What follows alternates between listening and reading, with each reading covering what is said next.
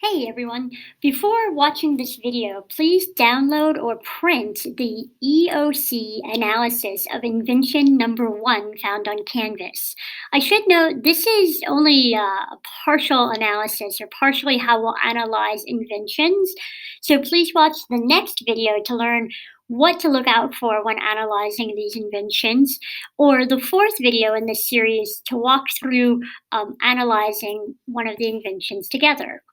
We're going to go over aspects of 18th century counterpoint based on Turek and McCarthy's overview on pages 299 through 300 found in your reading. And we're going to use Bach's invention number one as an example of the concepts. So here we go. Number one, counterpoint is harmonically conditioned, lines sculpted to be melodically independent of each other combined to imply the harmonic foundation. So when we analyze, say, just the first measure, we're seeing implications of C major and then the next bar G, the third bar C, so on and so forth, all the way through the cadence at measure 7 to a G.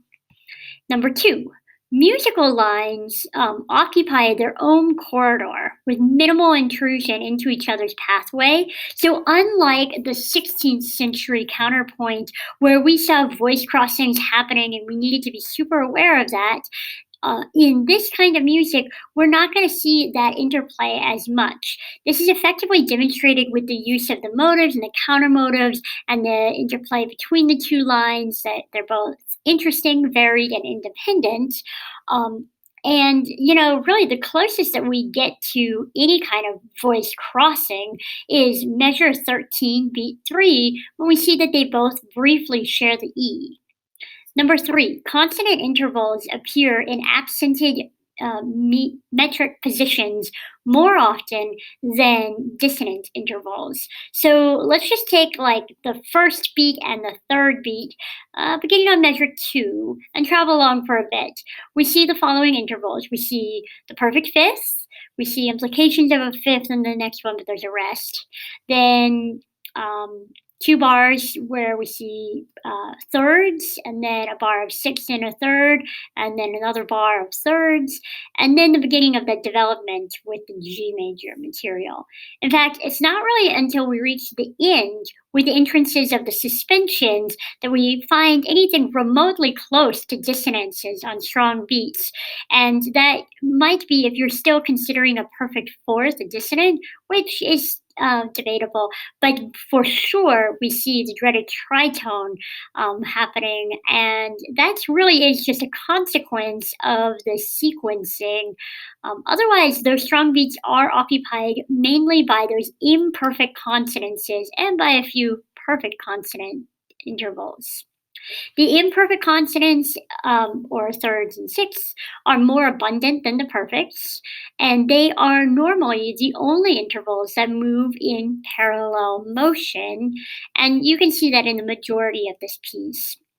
And the dissonances emerge from or resolve into consonances, is followed by and or preceded by stepwise motion, forming the non-chord tones we've already studied. Most common, the passing tone, then followed by the neighbor tone and the suspension. And we can see this straight away in measure 1. Number 6, we see 2-to-1 relationship is the basis for most counterpoint in simple meter, and 3-to-1 for compound. So here we see the 2-to-1, that 16th note to 8th note relationship, pretty much throughout the whole thing.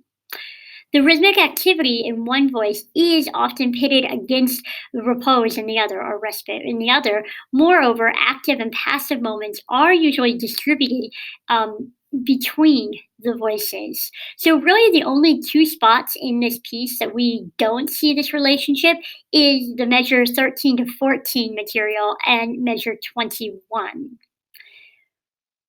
And finally, number 8, leaps in one voice are often balanced by steps in other voices. And you can see this even with the very first leap of a fourth in the top line and stepwise motion in the bottom. And really, the only times that we're not seeing this relationship of leaps to steps are the downbeats of measure 5 and 13, um, beat 3 of measure 14 and 21. And I'm not including the downbeat of measure 15 nor the penultimate beat of this piece, as those leaps are by the octave and thus effectively less offensive. The reason that these leaps work is because essentially one voice is moving by step, but with an octave displacement. So hopefully this gives you a good understanding of these 8 principles, these 8 essential aspects of counterpoint. And our next video, we will dive into the vocabulary associated with these inventions and some with fugues. Bye bye for now.